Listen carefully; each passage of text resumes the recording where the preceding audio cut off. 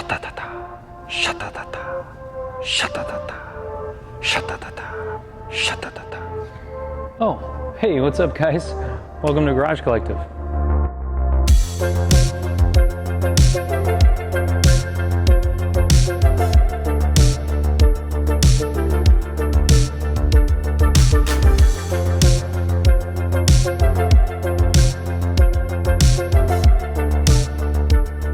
What's up, guys? Yep, that's right. We just got another fleet car. This is our 1971 Datsun 510. This is what I would say is a perfect, clean example of a two-door 510, tastefully modified.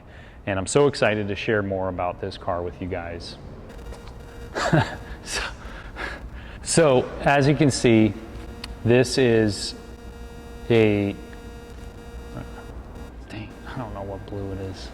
This car was built by a guy named Troy Ermish. If you don't know Troy Ermish, you probably don't know Datsun 510s, and that's okay. He's a guy up in Northern California who builds and races Datsun 510s on the racetrack. He built this car, and I think it's just absolutely stunning. So I should say that someone else painted it. A guy named, I think, let me tell you about how I got it. Since starting this car club, Garage Collective, we've got the best members have joined us. And one member was a Datsun aficionado like myself, and he has a really cool KA turbocharged Datsun 510 four-door. His name's Daniel. He sent me this car. I mean, it was such a good deal, and so I couldn't pass it up. So we ended up getting it for $28,500, and you know, for a car built in 1971, you might be thinking that's a lot of money, but in comparison to some of the cars that sold on Bring a Trailer and so on and so forth, I think we got a pretty good deal. First up, we have just a classic setup of real Watanabe 14-inch. I think the color of the gray off the blue just looks absolutely perfect. And then behind it, we've got Willwood brakes, which is a really popular kit. And actually, Techno Toy Tuning sells the whole kit. So it's like a whole 280ZX strut housing with coilover. And then they have these brakes. And I think these brakes are a little bit pricier on their website because they're to fit smaller wheels, which I think is a must on this car.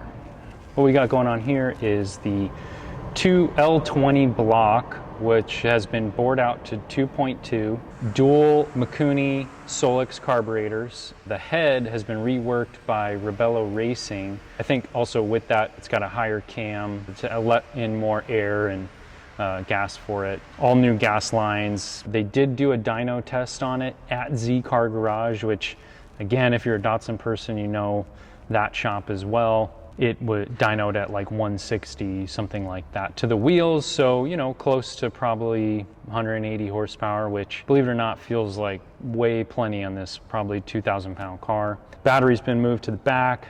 Nice, healthy, big radiator up front.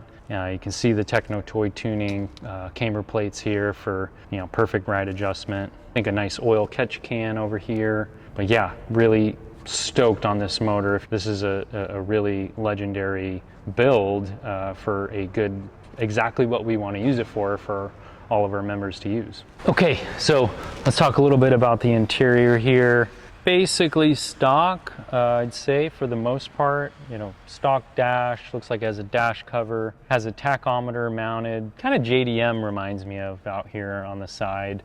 I think it would be kind of cool to have it mounted inside where some of these old gauges are. The speedometer works, the tach works, the fuel gauge works. The temp is over here on these below where a radio would go.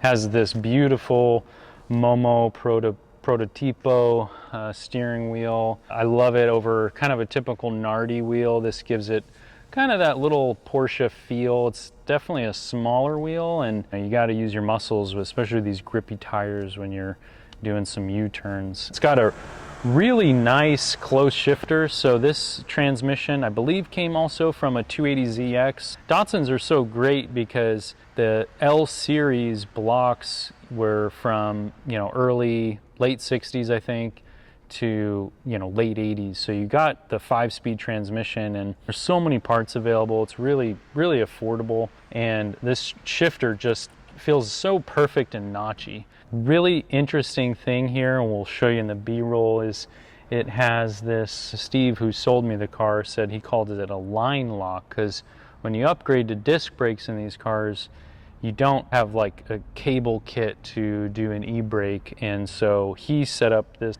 pressure thing, so when you push on the brake and you push this button down, it actually locks the back wheels. So to release it, all you do is you press the brake again and it pops back up. But it has these great Recaro bucket seats, and it has this half cage here without the bar in it, which was really cool. I was able to bring my daughter in it very easily, so the back seats are still usable on this thing. As low as the ride height is on this, it goes over pretty much everything. You gotta be careful a little bit with some big speed bumps, but other than that, I mean, it's such a short wheelbase and the wheels tuck into the body that, you know, you can kind of have the slammed look without actually compromising it, so which is pretty cool.